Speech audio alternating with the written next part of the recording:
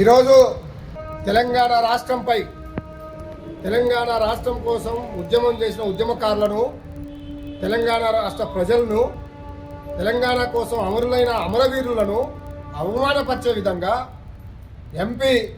TDP MP పార్లమెంటులో లావు కృష్ణదేవరాయ అనే ఒక ఎంపీ నిజంగా నిస్సిగ్గుగా నిర్లజ్జగా మాట్లాడాలని తీవ్రంగా ఖండిస్తున్నాం. 12 ఏళ్ళైంది తెలంగాణ రాష్ట్రం వచ్చి.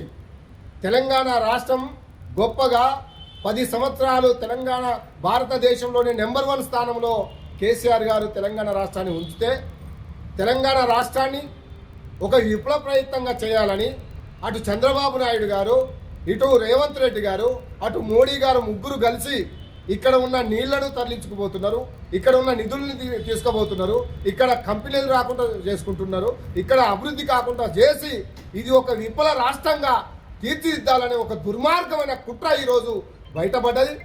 లావు కృష్ణదేవరాయ గారికి మేము ఈరోజు డిమాండ్ చేస్తున్నాం.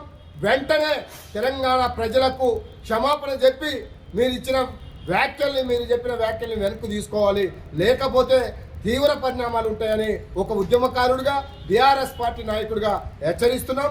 ఇప్పటికైనా మీరు చేస్తున్న కుటిల ప్రయత్నాలు, మీరు చేస్తున్న తెలంగాణ వ్యతిరేక ప్రయత్నాలని మానుకోవాలని, లేకపోతే తగిన మూల్యం చెల్లించుకోక తప్పదని ఈ సందర్భంగా తెలియజేస్తూ, అయ్యా చంద్రబాబు నాయుడు గారు, మీ పార్టీ ఎంపీ పార్లమెంటు సాక్షిగా మాట్లాడారు. ఒకవేళ మీకు తెలిసే మాట్లాడి ఉంటే, తెలియకుండా మాట్లాడి ఉంటే వెంటనే ఆయన ద్వారా క్షమాపణ చెప్పండి, తెలంగాణ ప్రజలకు క్షమాపణ చెప్పండి.